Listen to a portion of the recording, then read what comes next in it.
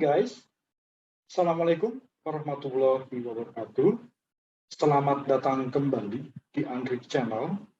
Kali ini kita akan kembali unboxing peraturan perpajakan dan kita akan membahas rancangan undang-undang tentang harmonisasi peraturan perpajakan. Rancangan undang-undang ini sudah disahkan guys, tapi belum diberikan nomor. Dan di dalamnya terdapat perubahan terkait dengan Undang-Undang Ketentuan Umum dan Tata Cara Perpajakan, Undang-Undang Pajak Penghasilan, Undang-Undang Pajak Pertambahan Nilai, lalu ketentuan tentang teks amnesti, juga pajak karbon, dan juga perubahan terkait Undang-Undang Cukai. Oke guys, seperti biasa kita langsung ke peraturannya. Oke, rancangan Undang-Undang tentang harmonisasi peraturan perpajakan. Kita akan lihat dulu guys, seperti biasa dari sisi pertimbangan. Menimbang bahwa untuk mewujudkan masyarakat Indonesia yang adil, makmur, dan sejahtera berdasarkan Pancasila dan Undang-Undang Dasar Negara Republik Indonesia tahun 1945 yang menjunjung tinggi hak dan kewajiban warga negara dan penduduk Indonesia, perlu menempatkan perpajakan sebagai salah satu perwujudan kewajiban kenegaraan dalam upaya peningkatan kesejahteraan, keadilan, dan pembangunan sosial. Bahwa untuk meningkatkan pertumbuhan perekonomian yang berkelanjutan dan mendukung percepatan pemulihan perekonomian, diperlukan strategi konsolidasi fiskal yang berfokus pada perbaikan defisit anggaran dan peningkatan tax ratio yang antara lain dilakukan melalui penerapan kebijakan peningkatan kinerja penerimaan pajak, reformasi administrasi perpajakan, peningkatan basis perpajakan, penciptaan sistem perpajakan yang mengedepankan prinsip keadilan dan kepastian hukum, serta peningkatan kepatuhan sukarela wajib pajak. Bahwa untuk menerapkan strategi konsolidasi fiskal yang berfokus pada perbaikan defisit anggaran dan peningkatan tax ratio pada huruf B, diperlukan penyesuaian kebijakan di bidang ketentuan umum dan tata cara perpajakan, pajak penghasilan, pajak pertambahan nilai dan cukai, serta pengaturan mengenai pajak karbon dan kebijakan berupa program pengungkapan sukarela wajib pajak dalam satu undang-undang secara komprehensif. Oke, kelihatan nih guys. Ya, bahwa defisit anggaran dan peningkatan tax ratio, sehingga perlu ada perubahan normal tadi, juga tambahan pajak karbon dan eksamisi di sini apa program pengungkapan sukarela wajib pajak. Sehingga semuanya diubah atau dibentuk dalam satu undang-undang secara komprehensif. Oke, berdasarkan pertimbangan pada huruf A, huruf B, dan huruf C, perlu membentuk undang-undang tentang harmonisasi peraturan perpajakan. Oke. Ya guys, dari sisi penimbang, kemudian mengingat pasal 5 ayat 1, pasal 20 dan pasal 23A Undang-Undang Dasar Negara Republik Indonesia tahun 1945, Undang-Undang Nomor 6 tahun 1983 tentang Ketentuan Umum dan Tata Cara Perpajakan sebagaimana telah beberapa kali diubah terakhir dalam Undang-Undang Nomor 16 tahun 2009 tentang penetapan peraturan pemerintah pengganti Undang-Undang Nomor 5 tahun 2008. Oke. Lanjut, Undang-Undang Nomor 7 tahun 1983 tentang pajak penghasilan sebagaimana telah beberapa kali diubah terakhir dengan Undang-Undang Nomor 36 tahun 2008. Oke, kemudian Undang-Undang Nomor 8 tahun 1983 tentang pajak pertambahan nilai barang dan jasa dan pajak penjualan atas barang mewah, sebagaimana telah beberapa kali diubah terakhir dengan Undang-Undang Nomor 42 tahun 2009. Lalu Undang-Undang Nomor 11 tahun 1995 tentang cukai, sebagaimana telah diubah dengan Undang-Undang Nomor 39 tahun 2007. Lalu ada Undang-Undang Nomor 11 tahun 2016 tentang pengampunan pajak, nah ini Undang-Undang teks amnesti ya. Lalu Undang-Undang Nomor 2 tahun 2020 tentang penetapan peraturan pemerintah pengganti Undang-Undang Nomor 1 tahun 2020 tentang kebijakan keuangan negara dan stabilitas sistem keuangan untuk penanganan pandemi coronavirus disease 2019 COVID-19 dan atau dalam rangka menghadapi ancaman yang membahayakan perekonomian nasional dan atau stabilitas sistem keuangan menjadi undang-undang. Lalu Undang-Undang Nomor 11 tahun 2020 tentang Cipta Kerja. Oke. Ingat guys, dengan persetujuan bersama Dewan Perwakilan Rakyat Republik Indonesia dan Presiden Republik Indonesia memutuskan menetapkan Undang-Undang tentang harmonisasi peraturan perpajakan. Oke. Oke, kita langsung ke bab 1 guys, asas tujuan dan ruang lingkup. Supaya kita lebih mengenal Undang-Undang Harmonisasi Peraturan Perpajakan ini. Undang-undang ini di pasal 1 ayat 1 diselenggarakan berdasarkan asas keadilan, kesederhanaan, efisiensi, kepastian hukum, kemanfaatan, dan kepentingan nasional. Undang-undang ini dibentuk dengan tujuan untuk meningkatkan pertumbuhan perekonomian yang berkelanjutan dan mendukung percepatan pemulihan perekonomian, mengoptimalkan penerimaan negara guna membiayai pembangunan nasional secara mandiri menuju masyarakat Indonesia yang adil, makmur, dan sejahtera, mewujudkan sistem perpajakan yang lebih berkeadilan dan berkepastian hukum, melaksanakan reformasi administrasi, kebijakan perpajakan yang konsolidatif dan perluasan basis perpajakan, dan meningkatkan kepatuhan sukarela wajib pajak. Tujuannya guys, dibentuknya undang-undang ini. Oke, sekarang kita ke ruang lingkup. Oke. Dalam rangka mencapai tujuan pada ayat 2, undang-undang ini mengatur kebijakan strategis yang meliputi, nah ini dia, perubahan Undang-Undang Nomor 6 Tahun 1983 tentang ketentuan umum dan tata cara perpajakan sebagaimana telah beberapa kali diubah, terakhir dengan Undang-Undang Nomor 16 Tahun 2009 tentang penetapan peraturan pemerintah pengganti Undang-Undang Nomor 5 Tahun 2008. Oke, lalu perubahan Undang-Undang Nomor 7 Tahun 1983 tentang pajak penghasilan, sebagaimana telah beberapa kali diubah, terakhir dengan Undang-Undang Nomor 36 Tahun 2008. Perubahan Undang-Undang Nomor 8 Tahun 1983 tentang pajak pertambahan nilai barang dan jasa dan pajak penjualan atas barang mewah, sebagaimana telah beberapa kali diubah, terakhir dengan Undang-Undang Nomor 42 Tahun 2009.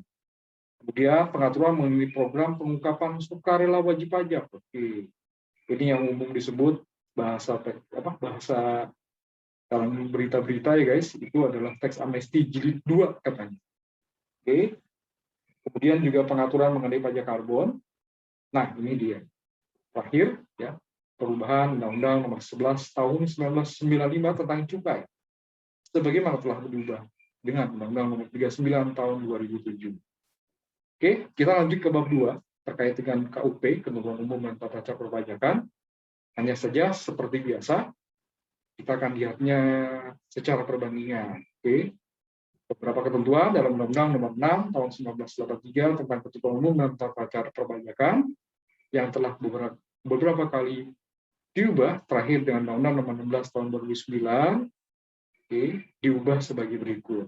Jadi kita seperti biasa guys akan lihat perbandingannya ya, supaya nanti kita akan bisa melihat secara utuh perbedaannya di mana, perubahannya di mana, apa yang baru, biar kita lebih mudah. Oke, kita langsung saja mulai guys. Ini ya, tadi bab 1 sudah, sekarang bab 2 ya, Undang-Undang KUP di pasal 2 di sini beberapa ketentuan Undang-Undang KUP diubah sebagai berikut. 1, di antara ayat 1 dan ayat 2 pasal 2 disisipkan satu ayat, yaitu ayat 1A, lalu pasal 2 ayat 5 dihapus, serta ditambahkan satu ayat, yakni ayat 10. Oke, sebelum kita ke ayat 1A, kita lihat dulu ayat 1-nya guys.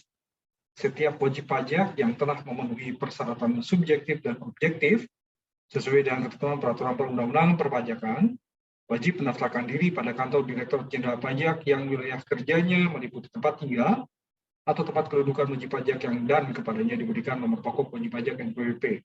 Nah, ini dia. Yang tambahan di ayat 1A, penyisipan nomor pokok wajib pajak sebagaimana dimaksud pada ayat 1 bagi wajib pajak orang pribadi. Sekali lagi, bagi wajib pajak orang pribadi yang merupakan penduduk Indonesia menggunakan nomor induk kependudukan. Jadi bukan dalam artian di sini setiap orang yang punya KTP, punya NIK, berarti ya nomor kependudukan, bukan berarti otomatis punya NPWP, guys. Oke. Jadi di sini ini seperti pengintegrasian NIK sebagai NPWP, begitu.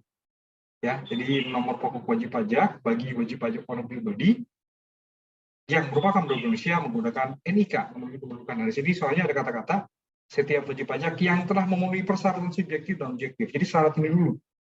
Ya, syarat ini dan di ayat 1A ditambahkan ya NPWP bagi WP orang pribadi yang merupakan penduduk Indonesia menggunakan nomor induk kependudukan. Jadi lihat di ayat 1-nya dulu guys. Karena dia mereverse ke ayat 1. Oke, itu yang pertama, perubahan yang pertama. Sisanya masih sama, kalau di sini cuma perubahan tambahan ayat 1A, pasal 2 ayat 5 dihapus, oke. Ya, ayat 5-nya dihapus, berarti tambahkan satu ayat lagi, yaitu ayat 10. Jadi sisanya masih sama, guys, sama seperti Undang-Undang KUP. Karena bukan kebetulan ya, karena pasal 2 ini di Undang-Undang Cipta Kerja memang tidak diubah. Jadi masih sama seperti bunyi Undang-Undang KUP ini. Selain yang ada perubahan di sini, guys. Selain ada perubahan di sini. Ya, jadi ayat 1, ayat 2 masih sama. Ya, ini mengatur terkait dengan pengusaha yang memenuhi syarat untuk melaporkan usahanya ke kantor Direktorat Jenderal Pajak untuk dikukuhkan sebagai pengusaha kena pajak. Ayat 2-nya. Ayat 3-nya ini masalah tempat pendaftaran yang ditetapkan oleh Ditjen Pajak. Oke, kemudian ayat 4. Ya, di sini penetapan NPWP, penerbitan NPWP dan pengukuhan PKP pengusaha kena pajak secara jabatan di ayat 4-nya. Tidak ada perubahan, masih sama seperti Undang-Undang KUP. Oke. Oke, kemudian ayat 4A juga sama. Ya, ini terkait dengan kewajiban pajak bagi WP yang diterbitkan NPWP dan atau dikukuhkan sebagai PKP secara jabatan. Itu dimulai sejak saat WP memenuhi persyaratan subjektif dan objektif sesuai dengan ketentuan peraturan undang-undang perpajakan paling lama 5 tahun sebelum terbit NPWP dan atau dikukuhkan sebagai PKP. Nah, ini juga sama ya, kewajiban pajaknya mundur 5 tahun berarti ya, sejak memenuhi persyaratan subjektif sampai paling lama 5 tahun sebelum terbit. Luar biasa. Jadi kalau misalnya mestinya 2010 ya, oke, saya ekstrim aja, mestinya harus punya NPWP atau bukan sebagai PKP misalnya tahun 2010, maka akan dicek kewajiban pajaknya 5 tahun sebelum terbit NPWP. Berarti kalau sekarang 2021 ya 5 tahun belakang. Oke guys? Ya, berarti 2016 ya. Sejak 2016. Nah, ini dia ayat 5 dihapus guys. Di sini menyebutkan, oke, kalau kita lihat sekilas sepertinya cuman mencabut ya, menghapuskan ketentuan tentang pengaturan berdasarkan peraturan Menteri Keuangan. Karena kalau kita telusuri dari Undang-Undang HPP ini ya, harmonisasi peraturan perpajakan, diskresi untuk Menteri Keuangan untuk mengatur gitu ya, itu ada nanti dalam pasal tersendiri. Jadi di sini dihapus makanya. Oke. Ini masalah penghapusan terkait dengan jangka waktu pendaftaran dan pelaporan serta tata cara pendaftaran dan pengukuhan sebagaimana dimaksud pada ayat 1, ayat 2, ayat 3, dan ayat 4, termasuk penghapusan NPWP atau pencabutan pengukuhan PKP. Oke, ini dihapus, nanti akan ada pengaturan tersendiri guys terkait hal ini, ya, dalam pasal tersendiri. Oke, di Undang-Undang KUP ini juga ayat 6 tidak berubah, sama seperti Undang-Undang KUP.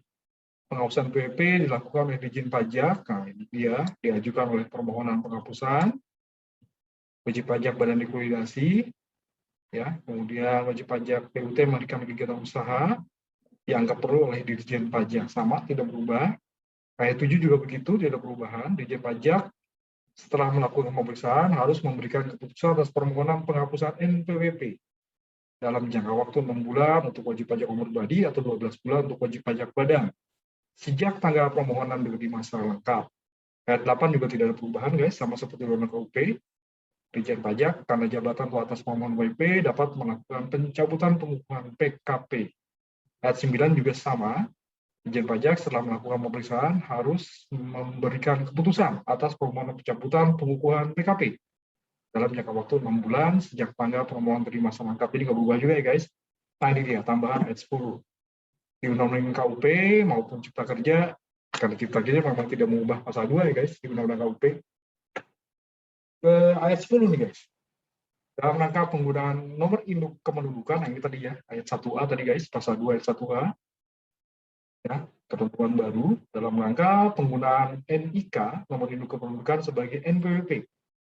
Yang dimaksud pada ayat 1A, Menteri yang menyelenggarakan urusan pemerintahan dalam negeri memberikan data kependudukan dan data balikan dari pengguna kepada Menteri Keuangan untuk diintegrasikan dengan basis data perpajakan. Oke, itu bagian pertama, guys. Lanjut, bagian kedua, ini pasal 8 hanya mengubah ayat 4 saja. Jadi sisanya masih sama. Kebetulan pasal 8 ini terdapat perubahan dalam Undang-Undang Cipta Kerja, guys. Undang-Undang KUP dalam pasal 8 ini diubah dalam Undang-Undang Cipta Kerja. Tapi dalam Undang-Undang Harmonisasi Peraturan Pajak ini, guys, hanya mengubah ayat 4. Oke. Ya, ayat 1 di sini terkait dengan pembentukan SPT, dengan penyampaian pesanan tertulis masih sama, tidak berubah, sama seperti Undang-Undang Cipta Kerja. Kemudian masalah pencatatan rugi yang dibayar, ini priorisasi ya, paling lama 2 tahun sebelum daluarsa penetapan. Oke, berarti cuma dikasih waktu 3 tahun. Kalau yang di atas di sini berarti 5 tahun ya guys, kan di sini belum melakukan tindak pemeriksaan karena tindak pemeriksaan dalam pasal 13 itu dikasih waktu sekitar 5 tahun guys. Sejak saat tanggal pajak, tahun pajak, dan lain sebagainya. Masa pajak, gitu ya. Oke, tidak berubah, pasal 8 ayat 1 ayat 1A. Ayat 2 juga begitu guys, karena yang berubah cuma ayat 4 ya. Oke, di sini masalah sanksinya nih guys, di ayat 2 terkait dengan pembentukan sendiri SPT tahunan ya, mengakibatkan utang pajak menjadi lebih besar, dikenai sanksi administrasi berupa bunga sebesar tarif bunga per bulan tertetapkan oleh Menteri Keuangan atau yang kurang dibayar dihitung sejak saat penyampaian SPT tahunan berarti berakhir sampai dengan tanggal pembayaran paling lama 20 bulan, bagian dari bulan dihitung dulu 1 bulan. Nah, itu ayat 2. Ayat 2 ini terkait dengan SPT masa. Oke. Ini juga sanksi guys, utang pajak menjadi besar dengan sanksi administrasi berupa bunga. Ya, sama di sini dengan sanksi administrasi berupa bunga sebesar tarif bunga per bulan ditetapkan oleh Menteri Keuangan atas jumlah yang pajak yang kurang dibayar. Ayat 2B juga tidak berubah guys dalam Undang-Undang HPP ini. Oke, ini masalah besaran tarif bunganya ya, berdasarkan suku bunga acuan ditambah 5% dibagi 12 yang berlaku pada tanggal dimulainya penghitungan sanksi. Ayat 3 juga begitu, ya, tidak ada perubahan sama seperti Undang-Undang Cipta Kerja. Walaupun telah dilakukan tindak pemeriksaan bukti permulaan, WP dengan kemauan sendiri dapat mengungkapkan dengan pernyataan tertulis mengenai ketidakbenaran perbuatannya, yaitu tidak menyampaikan SPT, menyampaikan SPT yang isinya tidak benar, tidak lengkap, atau mengambilkan keterangan yang isinya tidak benar, sebagaimana dimaksud dalam pasal 38, pasal 39, 1 huruf C dan huruf D, sepanjang mulanya penyidikan belum diberitahukan kepada penuntut umum melalui penyidik pejabat polisi negara Republik Indonesia. Tidak berubah. Ayat 3 di Undang-Undang HPP juga tidak berubah. Ini masalah pengungkapan ketidakbenaran dan pengenaan sanksinya, guys. 100% dari jumlah pajak yang kurang dibayar dan harus segera dilunasi. Oke, lanjut. Nah, ini dia. Ini perubahannya, guys. Nah, ini perubahan cuma merubah sedikit saja di sini. Sebentar, lumayan juga ya. Ini yang warna merah perubahannya, yang warna biru ini sebelumnya. Nah, oke, kita lihat dulu di batang tubuhnya, guys, di ayat 4. Walaupun Dirjen Pajak telah melakukan pemeriksaan dengan syarat Direktur Jenderal Pajak belum menyampaikan surat pemberitahuan hasil pemeriksaan. Nah, kalau di Undang-Undang Cipta Kerja, dengan syarat Dirjen Pajak belum menerbitkan surat ketetapan pajak. Oke, ini SKP. Oh, ini saya lupa merahkan ya. Kayak di sini bilangnya SKP, di sini bilangnya SPHP, guys. Oke. Ya, di sini belum menerbitkan SKP, di sini belum menyampaikan SPHP. Oke. Jadi dimundurkan lagi waktunya. Ya. Lebih dimundurkan lagi, lebih ditegaskan lagi di sini. Oke. Dengan pemeriksaan wajib pajak ini saya sama ya.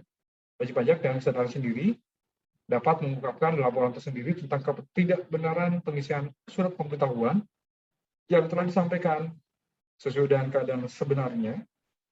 Oke, ini juga perubahan guys. Sesuai dengan keadaan sebenarnya dan proses pemeriksaan tetap dilanjutkan. Nah, kalau yang ini, oke, sama ya. Wajib pajak dari kesalahan sendiri dapat mengungkapkan dalam waktu sendiri tanda kebenaran pengisian SPT yang telah disampaikan sesuai dengan keadaan yang sebenarnya. Nah, ini dia yang dihilangkan nih guys, yang dapat mengakibatkan pajak-pajak yang masuk sebaya menjadi lebih besar atau lebih kecil. Ini juga dihilangkan, rugi berdasarkan ketentuan perpajakan menjadi lebih kecil atau lebih besar, jumlah harta menjadi lebih besar atau lebih kecil, atau jumlah modal menjadi lebih besar atau lebih kecil. Dan pemeriksaan tetap dilanjutkan. Nah, ini masih sama ya. Cuman warna biru ini guys nih tidak dicantumkan. Nah, yang menarik di sini guys. Di sini sepanjang Dirjen Pajak belum menerbitkan SKP surat ketetapan pajak di Undang-Undang RUU HPP, sepanjang Dirjen Pajak dengan syarat itu ya, dengan syarat Dirjen Pajak belum menyampaikan SPHP surat pemberitahuan hasil pemeriksaan. Jadi kalau yang ini berarti masih dalam proses pemeriksaan guys. Kalau yang ini kan batas akhirnya belum terbit SKP, berarti sudah ada penetapan, hampir mirip-mirip sih, mendekati, tapi kalau ini tegas lagi nih. Oke, dalam proses, belum ada SPHP, ya, WP dengan sendiri dapat mengungkap laporan tersendiri tentang ketidakbenaran pengisian SPT yang telah disampaikan sesuai dengan keadaan sebenarnya atau sesuai dengan keadaan sebenarnya, dan proses pemeriksaan tetap dilanjutkan. Luar biasa. Oke, satu nih guys, yang kita harus tahu ya, karena ini dalam proses pemeriksaan pajak. Oke, lanjut lagi. Ayat 5 tidak ada perubahan. Ya, di sini masalah pelunasan pajak yang kurang dibayar yang timbul sebagai akibat dari pengungkapan ketidakbenaran pengisian SPT yang tadi disebut di ayat 4. Harus lunasi sebelum laporan tersendiri disampaikan beserta rasionalisasi berupa bunga beserta bunga per bulan tetapkan oleh Menteri Keuangan dari pajak yang kurang dibayar yang dihitung sejak dia. Batas waktu penyampaian SPT tahunan berakhir dengan tanggal pembayaran untuk pengungkapan ketidakbenaran pengisian SPT tahunan atau jatuh tempo pembayaran terakhir sampai dengan tanggal pembayaran untuk pengungkapan ketidakbenaran pengisian SPT masa dan dikenakan paling lama 24 bulan serta bagian dari bulan dihitung penuh 1 bulan. Ayat 5A, ayat 6 ini tidak ada perubahan. Ya, tarif bunga di sini besarannya dihitung berdasarkan suku bunga acuan ditambah 10% dibagi 12 yang berlaku pada tanggal dimulainya penghitungan sanksi. Ayat 6 juga tidak perubahan. Wajib pajak dapat membentukkan SPT tahunan telah disampaikan dalam hal WP menerima SKP, SK keberatan, SK pembetulan, putusan banding atau putusan peninjauan kembali tahun pajak sebelumnya, atau beberapa tahun pajak sebelumnya yang menyatakan rugi fiskal yang berbeda dengan rugi fiskal yang telah dikompensasikan dalam SPT tahunan yang akan dibutuhkan tersebut dalam jangka waktu 3 bulan setelah menerima SKP, SK keberatan, SK pembetulan, putusan banding atau putusan peninjauan kembali dengan syarat Dirjen Pajak belum melakukan tindakan pemeriksaan. Oke, yang kedua guys, perubahan hanya pasal 8 ayat 4 saja, cuma satu ayat yang diubah. Tapi signifikan guys. Ya, signifikan. Karena ini terkait dengan proses pemeriksaan pajak dan pengungkapan ketidakbenaran dengan kesadaran sendiri dari wajib pajak yang bersangkutan. Oke, kita ke bagian ketiga sekarang. Oke, pasal 13 nih guys. Nah, ini tentang pemeriksaan pajak nih guys, pasal 13 Undang-Undang KUP. Di sini mengubah pasal 13 ayat 1, pasal 13 ayat 3. Kemudian ada penyisipan 2 ayat, ini ayat 3B dan ayat 3C, ada 4 berarti berubah pasal 13. Oke, kita lihat ayat 1. Oke, ini yang warnanya sama, cuman pindah tempat aja kayaknya nih guys. Oke. Nah, ada penegasan warna merah ini guys. Setelah dilakukan tindakan pemeriksaan. Oke, kita langsung lihat perubahannya aja ya. Dirjen Pajak dapat menerbitkan SKPKB, surat ketetapan pajak kurang bayar, dalam jangka waktu 5 tahun. Oke, masih mirip ya. Dalam jangka waktu 5 tahun ini sama di sini. Dalam jangka waktu 5 tahun, setelah saat terutangnya pajak atau berakhirnya masa pajak, bagian pajak atau tahun pajak, dalam hal sebagai berikut. Nah, ini juga mirip ya, cuma pindah tempat aja. Nah, ini dia. Tapi di sini, oke, setelah dilakukan dari pemeriksaan itu di atas. Kalau yang huruf A di sini, ya, huruf A di sini berdasarkan hasil pemeriksaan. Jadi ada yang naik nih guys. Oke, kita langsung lihat perubahan aja. Karena tadi ya, yang huruf A di sini Ini naik berarti ya, naik ke bunyi batang tubuh ayat 1-nya ya. Oke, setelah dilakukan tindak pemeriksaan dalam hal terdapat pajak yang tidak atau kurang dibayar. Oke, ini sama ya, apabila di sini. Jadi ini kalimat-kalimat tidak langsungnya ya, kalimat-kalimat yang ngambang gitu ya. Bila jikanya kayaknya hilang semua nih guys. Ya, apabila dia langsung tegas di sini. Setelah dilakukan tindak pemeriksaan dalam masa bagi berikut terdapat pajak yang tidak atau kurang dibayar. Di sini apabila hilang, SPT tidak disampaikan dalam jangka waktu dalam pasal 3 ayat 3 dan setelah ditegur secara tertulis tidak disampaikan pada waktunya sebagaimana ditentukan dalam surat teguran. Apabila hilang di huruf B, oke, sama huruf C juga apabila hilang berdasarkan hasil pemeriksaan, berarti di sini ya semuanya ya. Kalau yang di huruf B ini nggak ada kata-kata berdasarkan hasil pemeriksaan, tapi yang di Undang-Undang HPP, berarti pasal 13 ini ayat 1, kata kuncinya, penegasannya adalah setelah dilakukan tindakan pemeriksaan. Karena yang di huruf B-nya seolah tidak ada kata-kata itu. Seolah SPT disampaikan, maka akan terbit SKP, KB. Gitu ya. Tapi karena dia naik ke atas setelah dilakukan pemeriksaan, berarti ya surat teguran yang SPT tidak disampaikan sesuai dengan surat teguran pun harus SKPKB-nya diterbitkan setelah dilakukan tindak pemeriksaan. Luar biasa nih guys. Karena sebelumnya di sini nggak jelas ya. Kalau sih huruf A berdasarkan pemeriksaan, huruf C juga berdasarkan pemeriksaan. Oke, jadi yang HPP ini semuanya naik ya.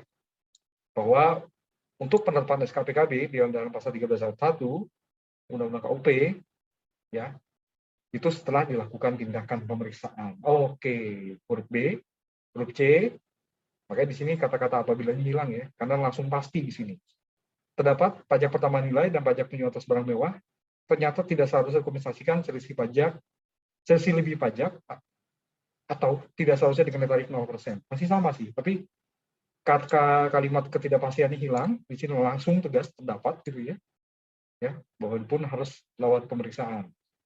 Oke, ini juga sama, ya, terdapat kewajiban pasal 28 terkait pembukuan, pasal 29 terkait dengan ini ya, pasal 28, saya juga berubah pasal 29 nih guys, karena saya nggak hafal semua juga ya undang-undang KUP, yang tidak dipenuhi, sehingga tidak dapat diketahui besar pajak yang terutang. Oke, kemudian kepada wajib pajak diterbitkan nomor pokok wajib pajak, oke, dan atau telah dikukuhkan dan atau telah dibuat sebagai PKP secara jabatan. Oke, secara jabatan sebagaimana dimaksud ya dalam pasal 2 ayat 4. Oke. Lanjut lagi guys. Lanjut lagi. Oke. Kemudian pengusaha kena pajak tidak melakukan penyerahan BKP dan atau JKP dan atau ekspor BKP dan atau ekspor JKP dan telah diberikan pengembalian pajak masukan atau telah memberikan pajak masukan sebagaimana diatur dalam pasal 9 ayat 6E Undang-Undang Pajak Pertambahan Nilai 1984 dan perubahannya. Oke. Ya, jadi kita cek lagi di sini bunyi pasal 28 itu terkait dengan pembukuan ya atau pencatatan. Nah, kemudian pasal 29 ya, Dirjen Pajak berwenang melakukan pemeriksaan untuk menguji kepatuhan pemenuhan kewajiban perpajakan dan untuk tujuan lain dalam rangka melaksanakan ketentuan perundang-undangan perpajakan. Dan berarti pasal 29 tadi ya, yang ini guys ya, terdapat kewajiban terkait dengan penyelenggaraan pembukuan pencatatan atau terkait dengan pemenuhan kewajiban dalam rangka pemeriksaan yang tidak dipenuhi. Sehingga dapat diketahui besar pajak yang terutang. Oke. Jadi ingat guys, soalnya nyontek. Oke. Ya, tadi sampai huruf S guys ya. BKP tidak melakukan penyerahan BKP dan atau JKP, telah diberikan pengembalian pajak masukan, telah memberikan pajak masukan yang diatur dalam pasal 9 ayat 6E Undang-Undang PPN. Oke. Oke, itu tadi ayat 1 guys ya. Oke, ayat 2 tidak ada perubahan karena tadi perubahan ayat 3. Ayat 2 tidak perubahan, ini terkait dengan jumlah kekurangan pajak yang terutang dalam SKPKB. Oke, dalam huruf A dan huruf E ditambah sanksi administrasi berupa bunga sebesar tarif bunga per bulan tetapkan oleh Menteri Keuangan, dihitung sejak saat terpanggil pajak, berakhirnya masa pajak, bagian pajak, tahun pajak sampai dengan diterbitkannya SKPKB. Dikenakan paling lama 24 bulan, bagian dari bulan dihitung penuh 1 bulan. Ayat 2A sama seperti Cipta Kerja karena tidak berubah di Undang-Undang KPP. Ya, di sini masalah jumlah bunga pajak, di sini tambah sanksi administrasi berupa bunga sebesar tarif bunga per bulan tetapkan oleh Menkyu Menteri Keuangan sejak tadi ya SKPKB dalam ayat 1 huruf F. Nah, yang ini guys. Ya. Oke, huruf F terkait dengan pengembalian pendahuluan telah menggantikan dan untuk wajib pajak terkait dengan pasal 96E Undang-Undang PPN. Nah, di sini ditambahkan sanksi sebesar tarif bunga per bulan, sanksi administrasi berupa bunga, tetapkan nomor keuangan, sejak jatuh tempo pembayaran kembali berakhir sampai dengan tanggal terbitnya SKPKB. Dikatakan paling lama 24 bulan, serta bagian bulan dihitung penuh 1 bulan. Ayat 2C, ayat 2, apa ini? 2B ya. Ayat 2B juga tidak berubah, tarif bunga di sini. Ya, yang tadi di ayat 2 dan ayat 2A dihitung berdasarkan suku bunga acuan ditambah 15% dibagi 12. Berlaku pada tanggal dimulainya penghitungan sanksi. Oke, ini dia perubahan di ayat 3, pasal 13 ayat 3 Undang-Undang HPP. Oke, di sini kata-kata kenaikannya sepertinya hilang, guys. Tapi nggak tahu nih, ntar kita lihat di bawah ya. Dan kayaknya presentasi juga berubah. Oke, langsung ya. Di sebelumnya di sini ada kata-kata kenaikan. Oke, di Undang-Undang HPP, rancangan Undang-Undang HPP, oke, jumlah pajak dalam SKPKB yang tadi dimaksud dalam ayat 1 huruf B, huruf C, dan huruf D. BCD, guys. BCD ditambah sanksi administrasi berupa sama BCD juga ya, sanksi administratif berupa bunga dari PPh yang tidak atau kurang dibayar dalam 1 tahun pajak. Satu, ini tadi yang utama 50% gitu ya. Bunga dari PPh yang tidak atau kurang dipotong atau dipungut, dikenaikan 100%, kenaikan hilang. Oke. Nah, huruf C, kenaikan sebesar 75% dari PPN barang dan jasa dan pajak pengusaha barang mewah tidak atau kurang dibayar. Kenaikan, nah ini ada kenaikan ya kan? Kenaikan sebesar 75% dari PPh yang dipotong atau dipungut, tetapi tidak atau kurang disetor. Wah, luar biasa nih guys.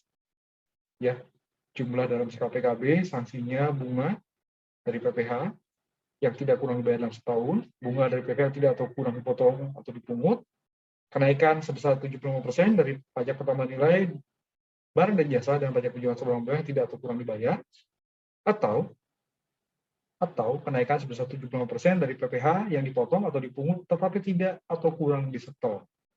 Luar biasa nih guys. Ya, kata-kata kenaikannya hilang gitu ya. Tapi di sini ada tambahan disisipkan tambahan ini, sanksi bunga-bunga ini guys. Tapi ada juga masih ada kenaikannya. Tapi dari batang tubuh ayat 3-nya kenaikannya hilang guys di Undang-Undang HPP yang baru. Oke, berarti tambah sanksi betulnya guys. Ya, kalimat sederhananya berarti ada tambahan sanksi di sini. Selain kena bunga, sanksi administrasi berupa bunga, juga sanksi administrasi berupa kenaikan nih guys berarti. Oke, ya. Ini tergantung ya tadi ya. Bisa PPN, bisa PPh. Yang kurang atau tidak dipotong. Lanjut lagi. Ayat 3A, pasal 13 ayat 3 nggak berubah. Dalam hal terdapat penerapan investasi berupa bunga dan kenaikan berdasarkan hasil pemeriksaan, pajak pertambahan nilai dan pajak penjualan barang mewah, sebagaimana dimaksud pada ayat 1 huruf A dan huruf C, hanya diterapkan satu jenis sanksi administrasi yang tertinggi nilai besaran sanksinya. Oke, luar biasa. Nah, ini yang baru ya tadi ya. Disisipkan tambahan 2 ayat di antara ayat 3A dan ayat 4. Oke, itu ayat 3B. Bunga, sebagaimana dimaksud pada ayat 3 huruf A dan huruf B, sebesar tarif bunga per bulan ditetapkan oleh Menteri Keuangan, dihitung sejak saat penetapan pajak atau berakhirnya masa pajak, bagian tahun pajak atau tahun pajak, sampai dengan diterbitkannya surat ketetapan pajak kurang bayar dan dikenakan paling lama 24 bulan, serta bagian dari bulan dihitung penuh 1 bulan. Tarif bunga per bulan yang ditetapkan oleh Menteri Keuangan pada ayat 3B dihitung berdasarkan suku bunga acuan ditambah 20%. 20% guys, dan dibagi 12 yang berlaku pada tanggal dimulainya penghitungan sanksi. Oke, ayat 4 tidak ada perubahan. Oke, sama seperti mencipta kerja. Besarnya pajak yang terutang yang diberitahukan oleh wajib pajak dalam SPT menjadi pasti sesuai dengan ketentuan peraturan perundang-undangan perpajakan apabila dalam jangka waktu 5 tahun sebagaimana dimaksud pada ayat 1 setelah saat terutangnya pajak atau beralihnya masa pajak bagi antar pajak ke tuan pajak tidak diterbitkan SKP kecuali wajib pajak melakukan tindak pidana di bidang perpajakan. Oke, dalam masa pajak, bagian tahun pajak atau tahun pajak dimaksud. Oke, ayat 5 sama seperti cipta kerja. Ayat 6, oke, sama seperti cipta kerja. Tata cara penerbitan SKPKB pada ayat 1 diatur dengan atau berdasarkan peraturan Menteri Keuangan. Oke, kita lihat di sini. Ada nggak ayat 6? Kita harus rajin-rajin baca perubahannya apa. Oh, nggak ada ya, memang ayat 6 nggak diubah. Jadi cuma mengubah ayat 1, mengubah ayat 2, menambahkan, menyisipkan 2 ayat, yaitu ayat 3B dan ayat 3C. Oke, itu bagian ketiga, guys. Perubahan dari Undang-Undang Ketentuan Umum dan Tata Cara Perpajakan. Bagian keempat sekarang. Dan ini hanya berubah 1 ayat saja dari pasal 14. Sisanya sama, guys. Oke, kita akan lihat di sini. Direktur Jenderal Pajak dapat menerbitkan surat tagihan pajak (SPP) apabila pajak penghasilan dalam tahun berjalan tidak atau kurang dibayar, masih sama, guys. Dari hasil penelitian, terdapat kekurangan pembayaran pajak sebagai akibat salah tulis dan atau salah hitung. Wajib pajak dikenai sanksi administratif berupa denda dan atau bunga, sama. Pengusaha telah dilakukan sebagai pengusaha kena pajak, tetapi tidak membuat faktur pajak atau terlambat membuat faktur pajak. Oke, masih sama. Pengusaha yang telah dilakukan sebagai pengusaha kena pajak yang tidak mengisi faktur pajak secara lengkap. Sejauh ini masih sama, sebagaimana dimaksud dalam pasal 13 ayat 5 dan ayat 6 Undang-Undang Pajak Pertambahan Nilai 1984 dan perubahannya, selain identitas membeli barang kena pajak atau penerima jasa kena pajak, serta nama dan tanda tangan, sebagaimana dimaksud dalam pasal 13 ayat 5 huruf B dan huruf G Undang-Undang Pajak Pertambahan Nilai 1984 dan perubahannya dalam hal penyerahan dilakukan oleh pengusaha kena pajak pedagang eceran. Oke, huruf G, huruf F, huruf G dihapus masih sama. Huruf H, terdapat imbalan bunga seharusnya diberikan kepada wajib pajak dalam hal terbitkan keputusan, diterima putusan atau ditemukan data informasi yang menunjukkan adanya imbalan bunga yang seharusnya tidak diberikan kepada wajib pajak. Oke, di sini tambahan kata-kata atau tambahkan huruf I, guys. HI itu ya, ditambahkan huruf I, belum diatur di undang-undang sebelumnya, ya, baik KUP maupun Cipta Kerja. Ya, Cipta Kerja yang terakhir diubah ini, guys, di pasal 14. Terdapat jumlah pajak yang tidak atau kurang dibayar dalam jangka waktu sesuai dengan persetujuan untuk mengangsur atau menunda pembayaran pajak sebagaimana dimaksud dalam pasal 9 ayat 4. Nah, ini ya penegasan lagi, guys, bahwa kalau tunda atau angsur akan terbit STP. Oke, sisanya ayat 2 masih sama, ya, ayat 2, ayat 3 dan sebagainya masih sama. STP mempunyai kekuatan hukum yang sama dengan SKP atau surat keterangan pajak. Ayat 3 masih sama. Ini masalah sanksi, guys. Jumlah kekurangan pajak terutang dalam surat tagihan pajak pada huruf A, ayat 1 huruf A dan huruf B ditambah dengan sanksi administratif berupa bunga sebesar tarif bunga per bulan terkait dengan Menteri Keuangan. Dihitung sejak saat terutangnya pajak atau beralihnya masa pajak, bagian terpajak atau pajak, sampai dengan terbitkannya STP yang dikenakan paling lama 24 bulan serta bagian dari bulan dihitung penuh 1 bulan. Ayat 4 masih sama, tidak ada perubahan. Sekarang terkait dengan sanksi juga, tapi yang pengusaha atau PKP di ayat 1 huruf D atau huruf E. Masing-masing selain wajib menyetor pajak yang terutang, sanksi administratif berupa denda sebesar 1% dari dasar pengenaan pajak. Masih sama. Ayat 5 terhadap PKP pada ayat 1 huruf G, sanksi administratif berupa bunga sebesar 2% per bulan dari jumlah pajak yang ditagih kembali dihitung dari tanggal penerbitan surat keputusan pengembalian kelebihan pembayaran pajak sampai dengan tanggal diterbitkannya surat tagihan pajak dan bagian dari bulan dihitung penuh 1 bulan. Oke, ayat 5A juga, ayat 5B, 5C masih sama. Tarif bunga per bulan yang ditetapkan oleh Menteri Keuangan pada ayat 3 dihitung berdasarkan suku bunga acuan ditambah 5% dibagi 12. yang berlaku pada tanggal dimulainya penghitungan sanksi. Oke, ayat 5B, surat tagihan pajak terbitkan paling lama 5 tahun setelah saat terima pajak atau berakhirnya masa pajak, bagian terpajak atau utang pajak. Ayat 5C masih sama juga, dicoretkan dari ketentuan pada ayat 5B, STP atau sanksi administratif, sebagaimana maksud dalam pasal 19 ayat 1, berartikan paling lama sesuai dengan daluarsa penagihan SKPKB, serta SKPKBT, dan SK pembetulan, SK keberatan, putusan banding, serta putusan peninjauan kembali, yang menyebabkan jumlah pajak yang masih harus dibayar bertambah. Oke, itu huruf A, huruf B, STP atau sanksi administratif sebagaimana dimaksud dalam pasal 25 ayat 9 dapat terbitkan paling lama 5 tahun sejak tanggal penerbitan SK keberatan apabila wajib pajak tidak mengajukan upaya banding dan surat tagihan pajak atau sanksi administratif sebagai maksud dalam pasal 27 ayat 5D. Oke, ayat 5D dapat terbitkan paling lama dalam jangka waktu 5 tahun sejak tanggal putusan banding diucapkan hakim pengadilan pajak dalam sidang terbuka untuk umum. Ayat 6 juga tidak berubah. Upacara penerbitan STP, surat tagihan pajak, diatur dengan atau berdasarkan peraturan Menteri Keuangan. Oke, perubahan kelima ini menyisipkan satu pasal di antara pasal 20 dan pasal 21, yaitu pasal 20A. Ketentuan baru berarti guys, pasal 20A, Menteri Keuangan berwenang melakukan kerjasama untuk pelaksanaan bantuan penagihan pajak dengan negara mitra atau jurisdiksi mitra. Oke, pasal 20A ayat 1, ayat 2, pelaksanaan bantuan penagihan pajak sebagaimana dimaksud pada 1 dilakukan oleh Direktur Jenderal Pajak yang meliputi pemberian bantuan penagihan pajak dan permintaan bantuan penagihan pajak kepada negara mitra atau jurisdiksi mitra. Ayat 3, pemberian bantuan penagihan pajak dan permintaan bantuan penagihan pajak pada ayat 2 dilakukan berdasarkan perjanjian internasional secara resiprokal. Oke, berarti harus timbal balik ya guys.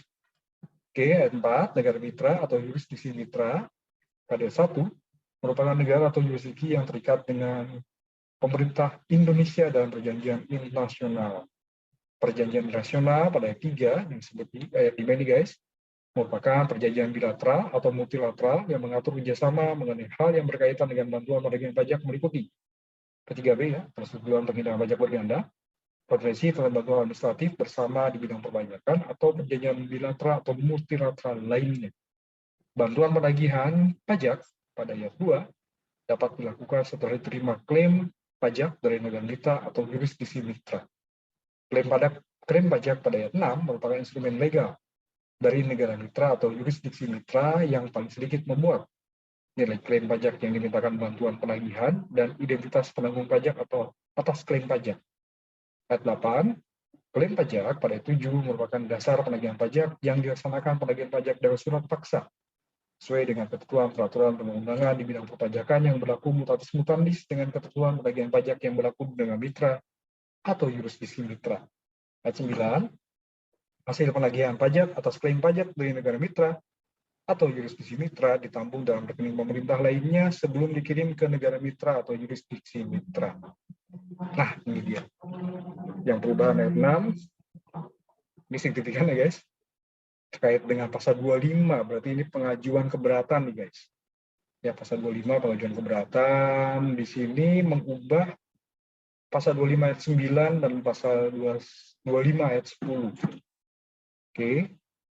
Dan penjelasan ayat 7 juga diubah. Tapi kita tidak akan melihat penjelasan karena saya belum dapat nih guys. Belum dapat secara full data RUU-nya. Oke. Ya, yang berubah cuma ayat 9 dan ayat 10 dari pasal 25 ini guys. Dan penjelasan pasal ayat 7-nya. Oke, berarti ayat 1 sama. Di sini terkait dengan pengajuan keberatan hanya kepada Dirjen Pajak atas suatu SKPKB, SKPKBT, SKPM, ya. Oke, SKPLB atau pemotongan pemungutan pajak oleh pihak ketiga berdasarkan ketentuan peraturan perundang-undangan perpajakan. Ayat 2 ini masalah persyaratan pengajuan keberatan guys. Keberatan diajukan secara tertulis dalam bahasa Indonesia dengan mengemukakan jumlah pajak yang terutang, jumlah pajak yang dipotong atau dipungut, atau jumlah rugi menurut penghitungan wajib pajak dengan disertai alasan menjadi dasar penghitungan. Masih sama, ayat 3 sekarang. Ini masalah jangka waktu nih guys, pengajuan keberatan. keberatan harus diajukan dalam jangka waktu 3 bulan sejak tanggal dikirim surat ketetapan pajak atau sejak tanggal pemotongan atau pemungutan pajak. Sebagaimana dimaksud pada 1, kecuali apabila wajib pajak dapat menunjukkan bahwa jangka waktu tersebut tidak dapat terpenuhi karena keadaan di luar kekuasaannya atau force majeure. Force majeure itu berarti di peraturan pajak itu terkait dengan perang, bencana alam gitu loh guys. Revolusi dan sebagainya. Oke, itu. Kemudian ayat 3A juga masih sama. Ya, seperti undang-undang KUP guys. Dalam hal wajib pajak mengajukan keberatan atas surat ketetapan pajak, wajib pajak wajib melunasi pajak yang masuk dibayar paling sedikit sejumlah yang telah disetujui wajib pajak dalam pembahasan akhir hasil pemeriksaan closing conference sebelum surat keberatan disampaikan. Oke, jadi setelah disetujui harus bayar dulu guys. Oke, ayat 4, keberatan yang tidak memenuhi persyaratan sebagaimana maksud pada ayat 1, ayat 2, ayat 3 atau ayat 3A bukan merupakan surat keberatan sehingga tidak dipertimbangkan.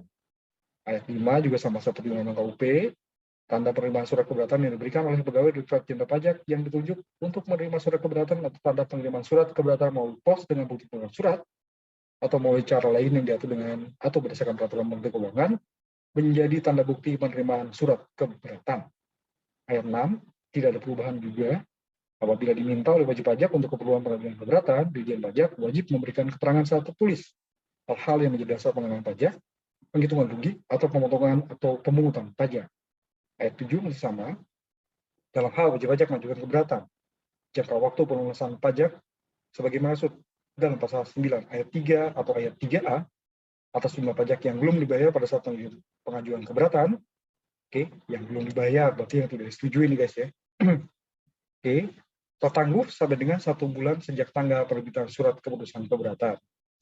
Oke, ayat 8, jumlah pajak yang belum dibayar pada saat pengajuan permohonan keberatan sebagaimana maksud ayat 7 tidak termasuk sebagai utang pajak. Ya, karena tertangguh tadi ya. Tertangguh sampai dengan 1 bulan sejak tanggal penerbitan SK keberatan. Oke, tidak termasuk sebagai utang pajak sebagaimana dimaksud dalam pasal 11 ayat 1 dan ayat 1A. Nah, ini ya. Perubahan di ayat 9 dan ayat 10. Oke, kita lihat. Wah, ternyata jumlahnya berkurang nih guys, jumlah persentasenya. Oke, yang lama, dalam hal keberatan wajib pajak ditolak atau dikabulkan sebagian, wajib pajak dikenai sanksi administrasi berupa denda sebesar 50%. Dari jumlah pajak berdasarkan keputusan keberatan dikurangi dengan pajak yang telah dibayar sebelum pengajuan keberatan. Oke, di RUU HPP diganti, diubah guys, dalam hal keberatan wajib pajak ditolak atau dikabulkan sebagian, wajib pajak dikenai sanksi administratif, berupa denda sebesar 30%. Dari jumlah pajak berdasarkan keputusan keberatan dikurangi dengan pajak yang telah dibayar sebelum mengajukan keberatan. Oke, tadinya 50% menjadi 30%. Lanjut lagi, sama ini juga. Ya, di ayat 10-nya berkurang dari 50 menjadi 30. Dalam hal wajib pajak mengajukan permohonan banding, sama ya, banding, sanksi administratif berupa denda sebesar 30% sebagaimana dimaksud pada ayat 9 tidak dikenakan. Oke. Ya sama ya, masih sama ininya ya, cuman berkurang. Dendanya yang tadinya 50%, menjadi 30%. Tapi kalau mengajukan banding dari 10, maka tidak dikenakan. Karena ada proses selanjutnya. Ya, masih ada proses pengajuan banding ke pengadilan pajak. Nah, ini dia. Sekarang di perubahan pasal 27. Nah, ini terkait dengan permohonan banding ke Badan Peradilan Pajak atau Pengadilan Pajak yang saat ini, guys. Perubahannya lumayan di sini, guys. Ya, merubah pasal 27 ayat 4A, ayat 5C dan ayat 5D. Kemudian ada penyisipan 3 ayat ya di antara ayat 5D dan ayat 6. yakni ayat 5E, ayat 5F dan ayat 5G. Penjelasan ayat 5A pasal 27 diubah. Sekali lagi saya belum punya penjelasannya guys, baru dapat batang tubuhnya aja ini. 4A, 5C, 5D. Kemudian tambahan 5E, 5F, 5G. Pasal 27. Berarti ayat 1 sampai dengan ayat 4 tidak ada perubahan. Lanjut. Masih sama ya, berarti ayat 1. Ya, sama seperti undang-undang KUP guys. Wajib pajak dapat, karena di Undang-Undang Cipta Kerja nggak ada perubahan pasal 27 guys. Wajib pajak dapat mengajukan permohonan banding hanya kepada Badan Peradilan Pajak atas surat keputusan keberatan sebagaimana dimaksud dalam pasal 26 ayat 1. Oke, ayat 2. Oke, ini masalah kewenangan guys, kewenangan pengadilan pajak. Putusan pengadilan pajak merupakan putusan pengadilan khusus di lingkungan peradilan tata usaha negara. Oke, nah ini sekarang ayat 3 terkait dengan persyaratan permohonan banding nih guys. Permohonan sebagaimana dimaksud pada ayat 1 diajukan secara tertulis dalam bahasa Indonesia dengan alasan yang jelas. Paling lama 3 bulan sejak surat keputusan keberatan diterima dan dilampiri dengan salinan surat keputusan keberatan tersebut. Ayat 4 dihapus guys. Ya, di Undang-Undang KUHP dihapus. Oke, ayat 4A. Nah, ini ada perbedaan warna guys ya. Oke, dan sepertinya di rancangan Undang-Undang HPP di sini ditambah periodisasi. Oke, wajib berubah menjadi harus ya, intinya sama aja sesuai substansi. Oke, ya, dan di sini ada batasan waktu nih guys. Oke, luar biasa ini, bagus guys. Ada batasan waktu masalah ini keterangan tertulis. Oke, langsung aja kita lihat. Apabila diminta oleh wajib pajak untuk keperluan pengajuan permohonan banding, Direktur Jenderal Pajak harus, di sini kata-katanya wajib, jadi harus memberikan keterangan secara tertulis. Hal yang menjadi dasar surat keputusan keberatan diterbitkan paling lama 1 bulan terhitung sejak permintaan tertulis diterima oleh Direktur Jenderal Pajak. Oke, luar biasa nih guys. Jadi ada jangkauan sebulan sekarang dikasih waktu gitu ya. Oke. Harus mereka tertulis dasar penghitung dasar surat keputusan keberatan diterbitkan paling lama maksimal berarti guys 1 bulan terhitung sejak permintaan tertulis diterima oleh Dirjen Pajak. Oke, luar biasa nih guys, ditambahkan batasan maksimal permintaan keterangan tertulis yang menjadi dasar surat keputusan keberatan. Oke, ayat 4A berubah tadi ya. Oke, Bapak 5C, 5D sampai dengan 5G. Oke. Kemudian ayat 5 dihapus di Undang-Undang KUHP sama. Ayat 5A di sini tidak ada perubahan ya. Tadi 5C baru berubah ya. Oke, tidak perubahan sama. Dalam hal wajib pajak mengajukan banding jangka waktu pelunasan pajak sebagaimana disebut dalam pasal 9 ayat 3, ayat 3A atau pasal 25 ayat 7 atas jumlah pajak yang belum dibayar pada saat pengajuan keberatan tertangguh sampai dengan 1 bulan sejak tanggal penerbitan putusan banding. Oke. Ya, jadi tertangguh dulu. Jumlah pajak yang belum dibayar pada saat pengajuan permohonan keberatan pada ayat 5A tidak termasuk sebagai utang pajak sebagaimana dimaksud dalam pasal 11 ayat 1 dan ayat 1A. Oke, masih sama ayat 5B-nya guys. Seperti Undang-Undang KUHP. Nah, 5C sekarang ini ada perubahan. Nah, di sini ditegaskan lagi di sini. Tidak termasuk utang pajak katanya ya. Kemudian oke. Yang belum dibayar pada saat pengajuan permohonan keberatan, ini permohonan keberatan di sini jumlah pajak yang belum dibayar pada saat pengajuan permohonan banding, oke, sama ya.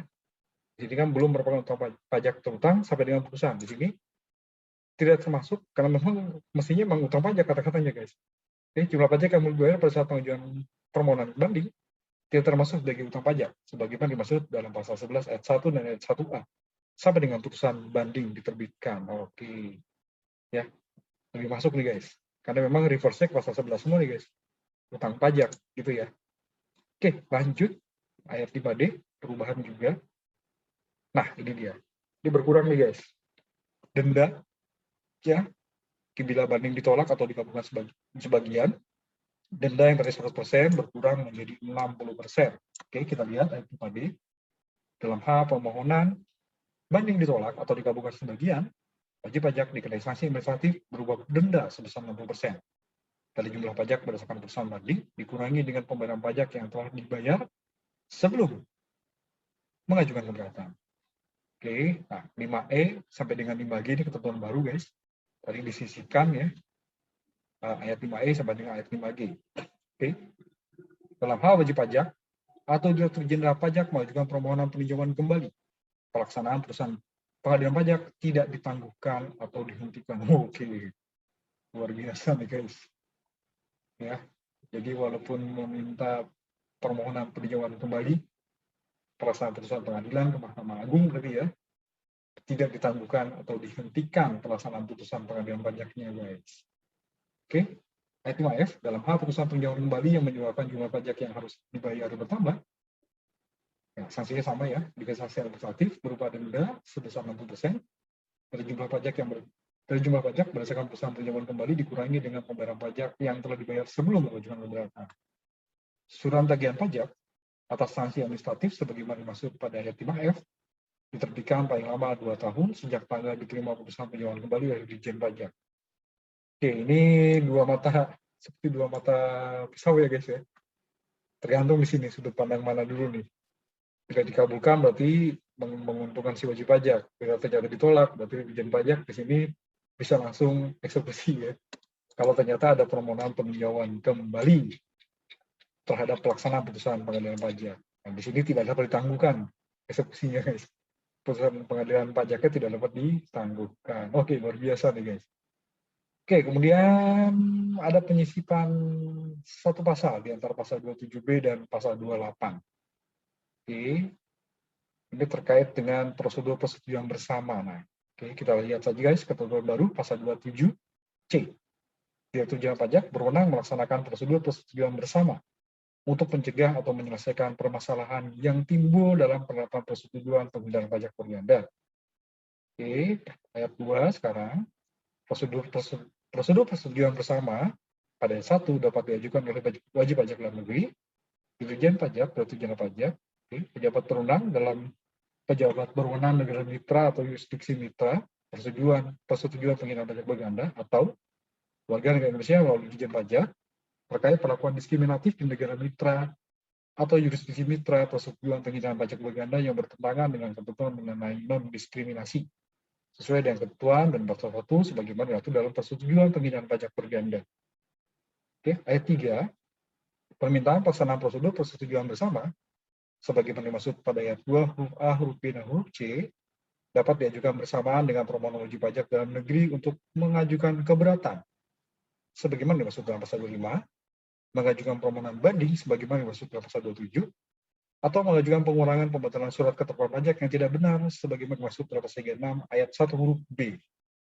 Oke, ayat 4. Tadi ayat 2 huruf A, huruf B, huruf C. Oke, huruf B-nya belum ya. Oke, lanjut lagi ayat 4. Dalam hal pelaksanaan prosedur persetujuan bersama sebagaimana dimaksud pada ayat 3 huruf A, huruf B, belum menghasilkan persetujuan bersama sampai dengan putusan banding atau putusan peninjauan kembali diucapkan, Direktur Jenderal Pajak melanjutkan perundingan dalam hal materi sengketa yang diputus dalam putusan banding atau putusan kembali bukan merupakan materi yang diajukan prosedur persetujuan bersama, atau menggunakan putusan banding atau putusan peninjauan kembali sebagai posisi dalam perundingan atau menghentikan perundingan dalam hal materi sengketa yang diputus merupakan materi yang diajukan prosedur persetujuan bersama. Ayat 5. Direktur Jenderal Pajak menindaklanjuti hasil pelaksanaan prosedur persetujuan bersama sebagaimana dimaksud pada ayat 1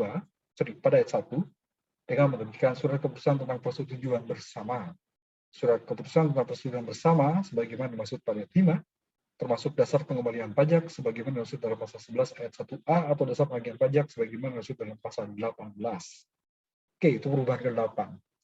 Nah, ini perubahan ke-9 guys. Terkait dengan wakil wajib pajak atau kuasa perpajakan pasal 32. Dan di sini mengubah ayat 3A. Oke, di sini wakil wajib pajak ya, ayat 1 masih sama. Ya, cuman berubah di ayat 3A. Oke, pasal 32 ayat 1 dalam hal menjaga hak dan kewajiban sesuai dengan ketentuan peraturan perundang-undangan perpajakan, wajib pajak diwakili dalam hal badan oleh pengurus, badan yang dinyatakan valid oleh kurator, badan dalam pembubaran oleh wajib pajak atau badan dalam pembubaran oleh orang atau badan tugasi dalam melakukan pemeriksaan, badan dalam likuidasi oleh likuidator, suatu warisan yang belum berbagi oleh salah satu ahli warisnya, pelaksana wasiatnya, atau yang mengurus harta peninggalannya, atau anak yang belum dewasa atau orang yang berada dalam pengampuan oleh wali atau pengampunya. Ayat 1 guys, pasal 32 ayat 1, ayat 2 belum berubah juga ya, tidak ada perubahan. Kan tadi cuma ayat 3 aja yang berubah guys. Ayat 3 saja yang berubah. Oke, ayat 2. Wakil pada ayat 1 bertanggung jawab secara pribadi atau secara renteng atas pembayaran pajak yang terutang, kecuali apabila dapat membuktikan dan meyakinkan Direktur Jenderal Pajak bahwa mereka dalam kedudukannya benar-benar tidak mungkin untuk dibebani tanggung jawab atas pajak yang terutang tersebut.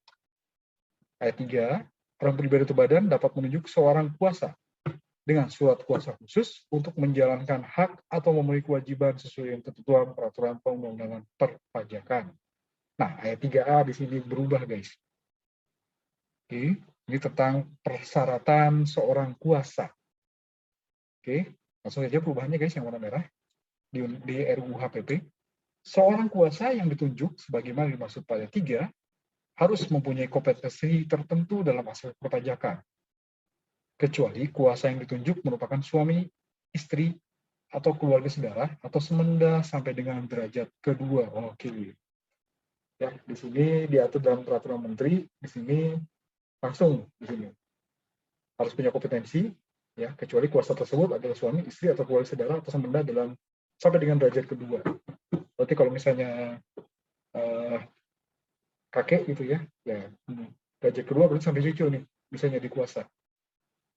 Oke, dan tidak perlu kompetensi tertentu dalam aspek perpajakan.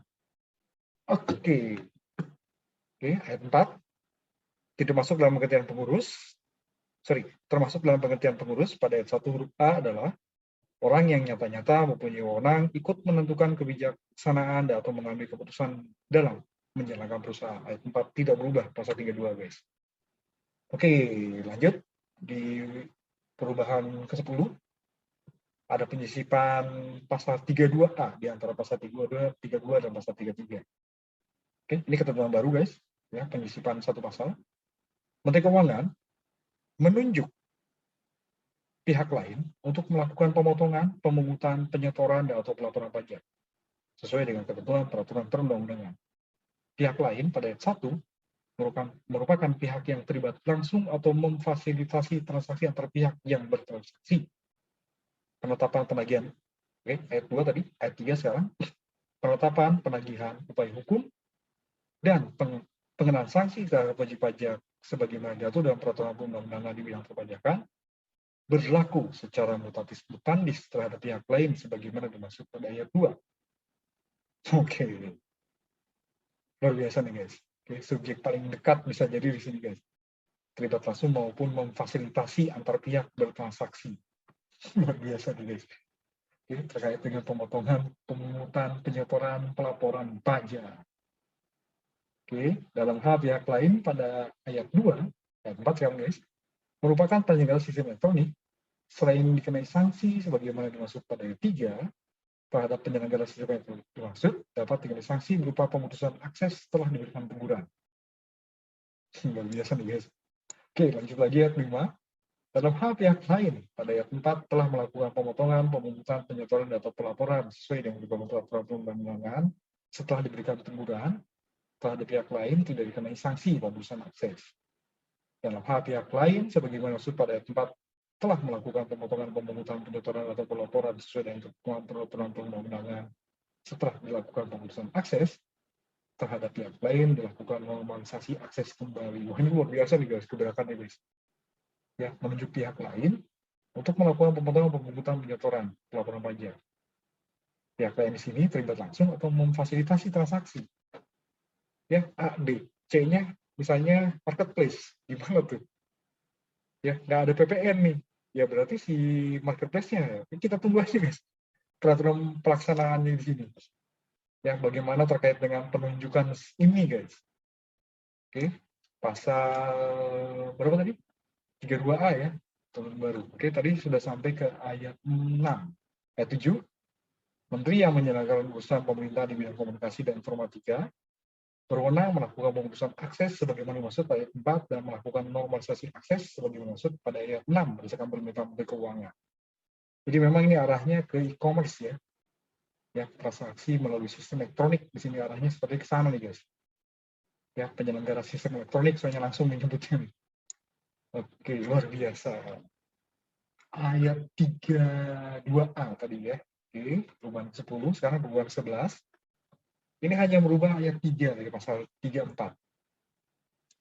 Oke, di sini terkait dengan larangan informasi oleh pejabat, juga tenaga ahli dan sebagainya. Oke, kita lihat di sini pasal 34 ayat 1 nggak berubah guys, sama seperti Undang-Undang KUP.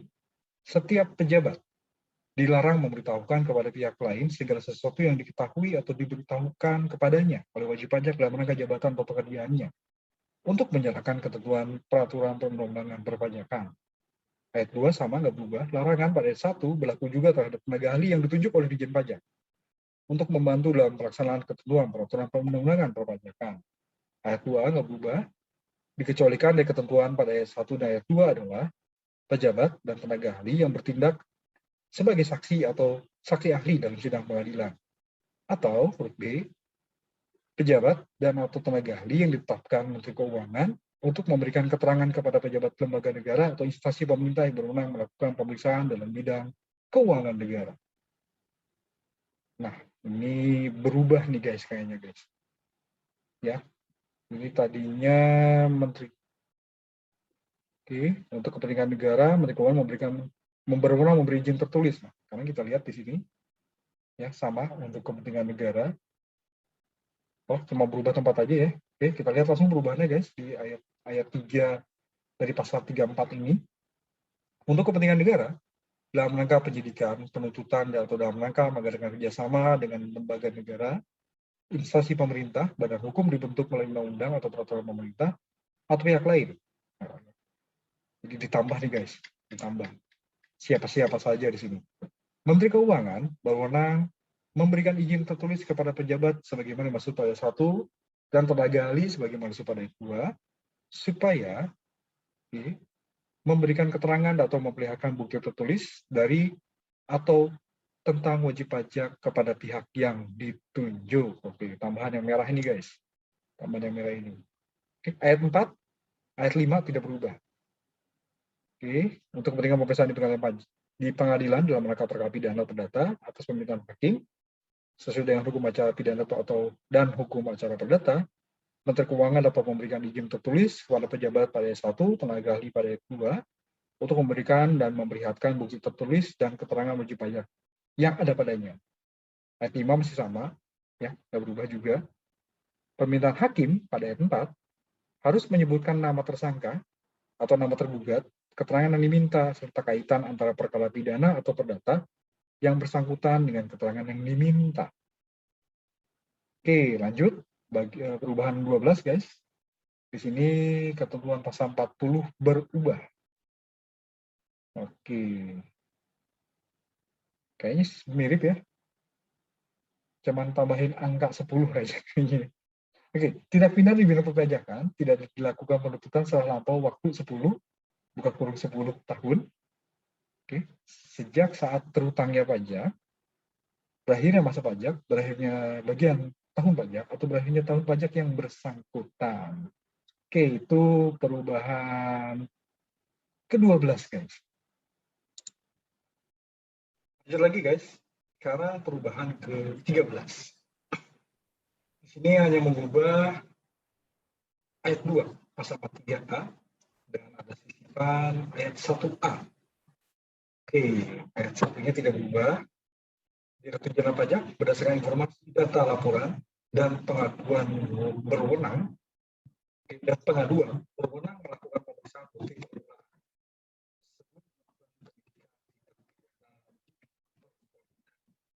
Oke, ayat 1A baru nih guys. Pemeriksaan bukti permulaan dilaksanakan oleh pejabat Direktur Jenderal Pajak yang menerima surat perintah pemeriksaan bukti permulaan. Oke, ayat 2 juga di sini berubah. Oke, tapi saya tidak melihat perubahannya nih. Ya, kita tunggu saja guys yang undang-undangnya yang udah jadi ya. Yang berdikasi nomor di sini. Oke, dalam hal terdapat indikasi tindak pidana di bidang perpajakan yang menyangkut petugas Jenderal Pajak, Menteri Keuangan dapat menugasi unit pemeriksaan internal di lingkungan Kementerian Keuangan untuk melakukan pemeriksaan bukti permulaan. Oke, saya nggak tahu perubahannya ya, ntar kita tunggu aja guys. Kalau ada lagi kita unboxing lagi. Kalau ada undang-undangnya yang sudah ada nomornya ya kita unboxing lagi. Karena di sini masih rancangan undang-undang. Oke, ayat 3, ayat 4 tidak ada perubahan.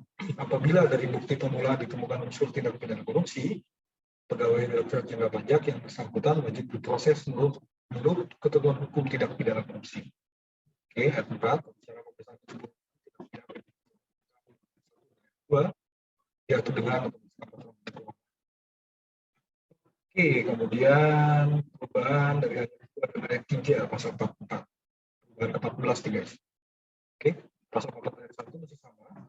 Penyidikan di bidang pidana, penyidikan tindak pidana di bidang perpajakan hanya dapat dilakukan oleh pejabat pegawai negeri sipil tertentu di lingkungan Direktorat Jenderal Pajak yang diberi wewenang khusus sebagai penyidik tindak pidana di bidang perpajakan.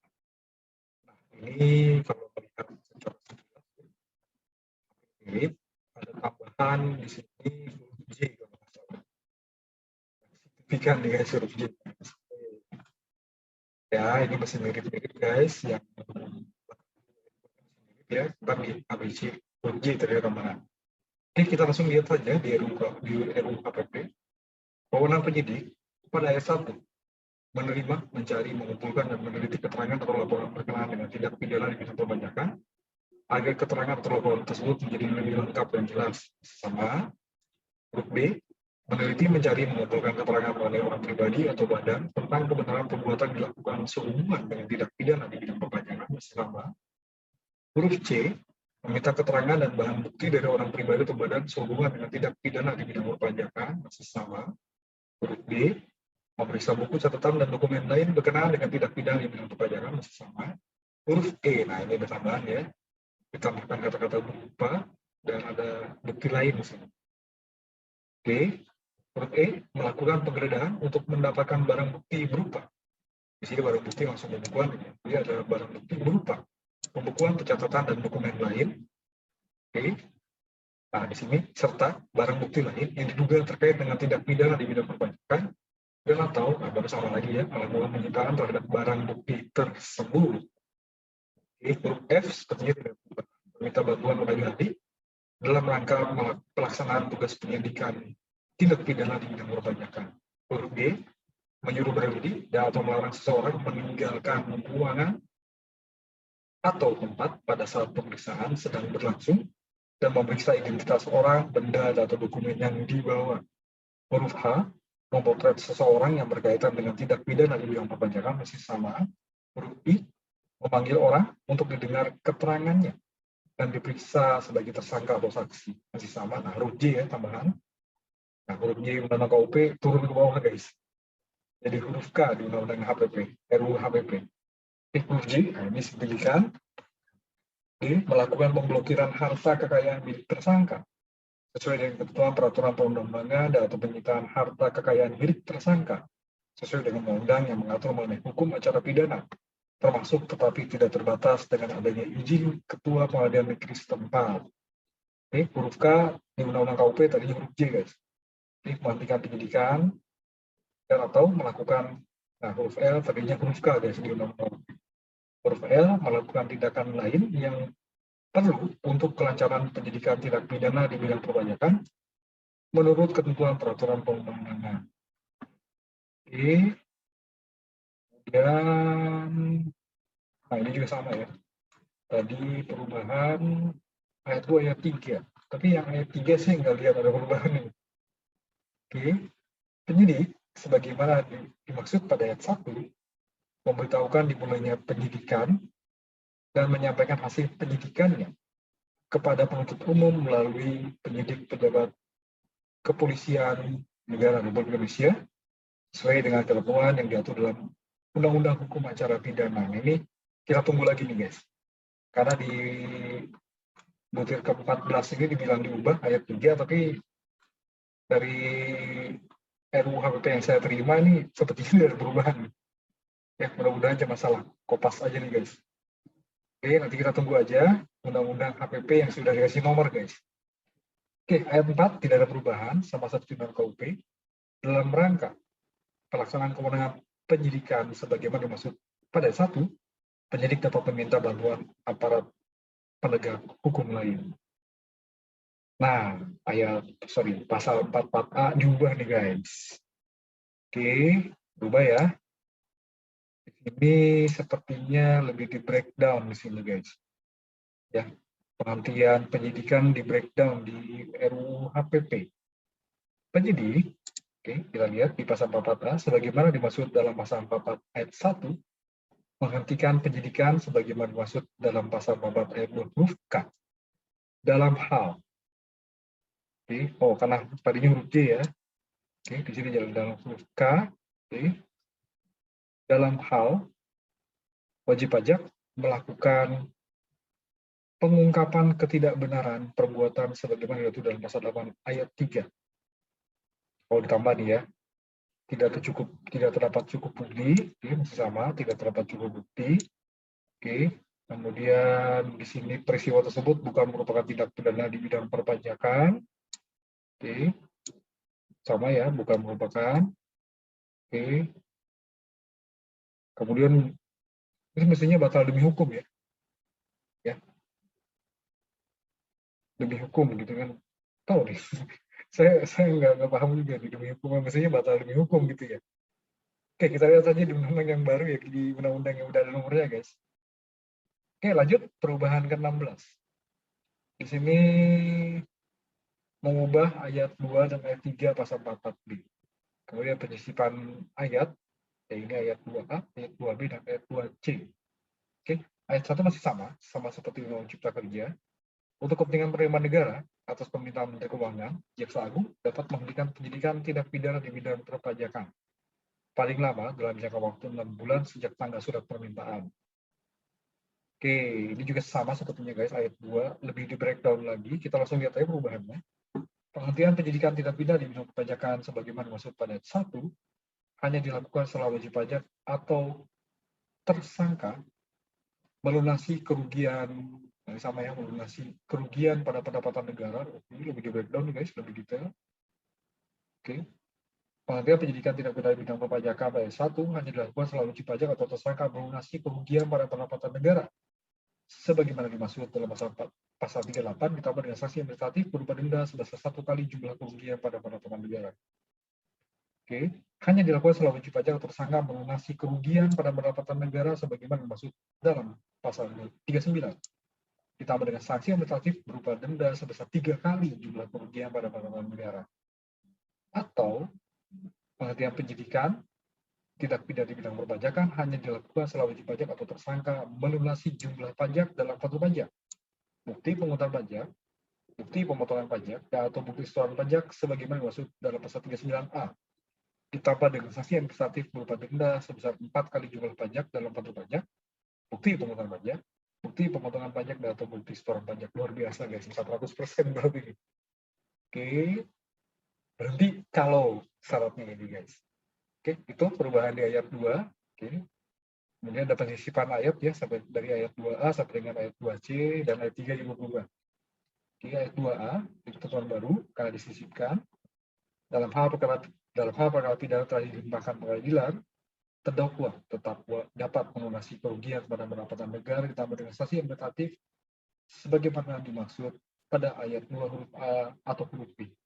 Atau jumlah pajak dalam faktur pajak, bukti pemungutan pajak, bukti pemungutan pajak, bukti pemotongan pajak, dan atau bukti setoran pajak ditambah dengan sanksi administratif sebagaimana dimaksud pada ayat 2 huruf C.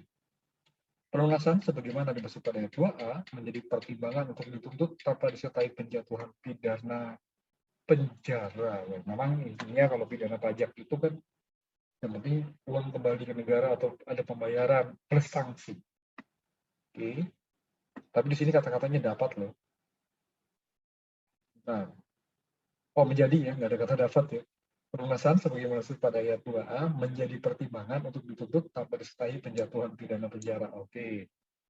Oke, ayat 2C.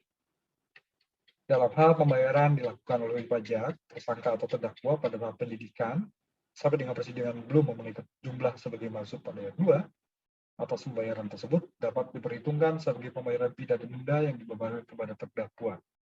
Ayat 3 dihapus, guys. Ini terkait dengan ketentuan lebih lanjut mengenai permintaan penghentian penyidikan tindak pidana di bidang perpajakan pada ayat 1 diatur dengan atau berdasarkan peraturan Menteri Keuangan.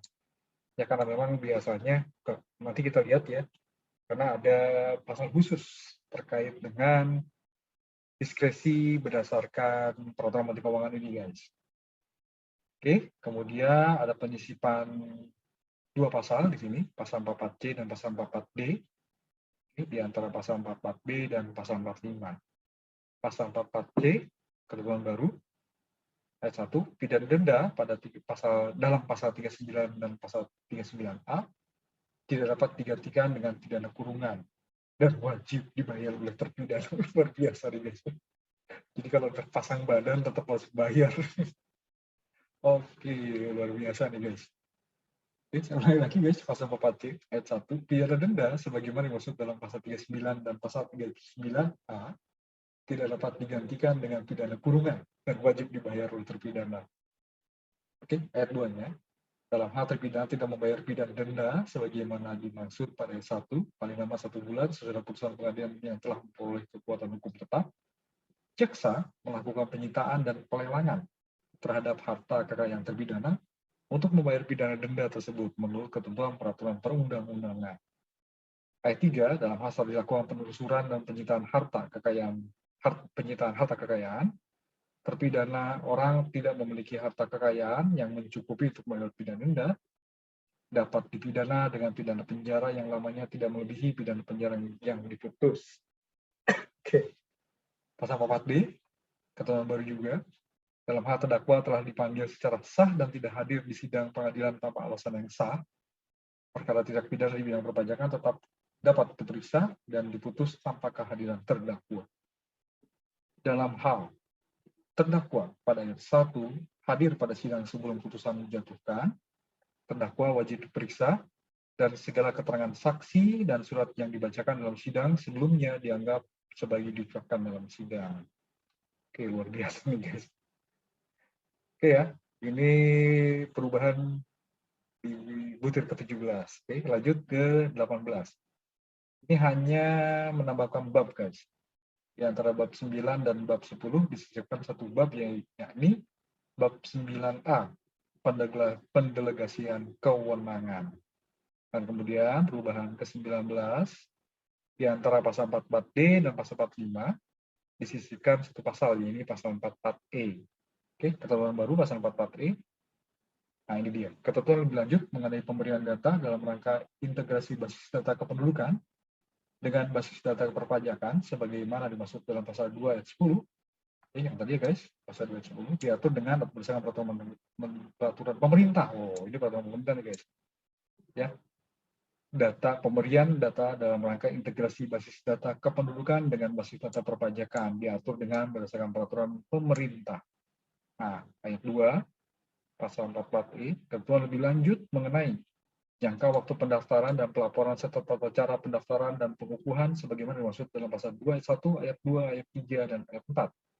Termasuk penggunaan nomor induk kependudukan sebagai nomor pokok wajib pajak, penghapusan nomor pokok wajib pajak atau pencabutan pengusaha kena pajak, pemberian dan permintaan bantuan penagihan pajak sebagaimana dimaksud dalam pasal 20A ayat 2, penampungan dan pengiriman hasil penagihan pajak atas klaim pajak sebagaimana dimaksud dalam pasal 20A ayat 9, pelaksanaan prosedur persetujuan bersama sebagaimana dimaksud dalam pasal 27C ayat 1, pelaksanaan hak dan pemegang kewajiban perpajakan oleh seorang kuasa sebagaimana dimaksud dalam pasal 32 ayat 3, serta kompetensi tertentu yang harus dimiliki oleh seorang kuasa sebagaimana dimaksud dalam pasal 32 ayat 3A, penunjukan pemotongan pemungutan penyetoran atau pelaporan pajak yang telah dipotong atau dipungut oleh pihak lain sebagaimana dimaksud dalam pasal 32A ayat 2, penetapan penagihan dan upaya hukum sebagaimana dimaksud dalam pasal 32 ayat 3, pemberian teguran sebagaimana dimaksud dalam pasal 32A ayat 4, serta permintaan pemutusan dan normalisasi akses sebagaimana dimaksud dalam pasal 32 ayat 7, permintaan penghentian penyidikan tindak pidana di bidang perpajakan sebagaimana dimaksud dalam pasal 44B ayat 1 dan perusahaan sebagaimana dimaksud dalam pasal 44B ayat 2 dan ayat 2A diatur dengan atau berdasarkan peraturan Menteri Keuangan. Oke guys, itulah bagian pertama dari RUU harmonisasi peraturan perpajakan ini guys, terkait dengan perubahan Undang-Undang Ketentuan Umum dan Tata Cara Perpajakan. Oke. Guys, demikian tadi unboxing rancangan Undang-Undang harmonisasi peraturan perpajakan, dan kita baru membahas satu perubahan undang-undang, yaitu perubahan Undang-Undang Ketentuan Umum dan Tata Cara Perpajakan. Nantikan video unboxing berikutnya yang masih terkait dengan rancangan undang-undang ini, dan tentunya kita akan membahas lagi ya terkait dengan pajak penghasilan dan undang-undang lainnya, perubahan-perubahannya. Baik, terima kasih telah menyaksikan, dan sekali lagi sebagai bentuk apresiasi yang dapat menambah motivasi dalam pembuatan video-video pajak ini guys, mohon klik tulisan subscribe di bawah ini yang masih berwarna merah. Oke, Assalamualaikum warahmatullahi wabarakatuh.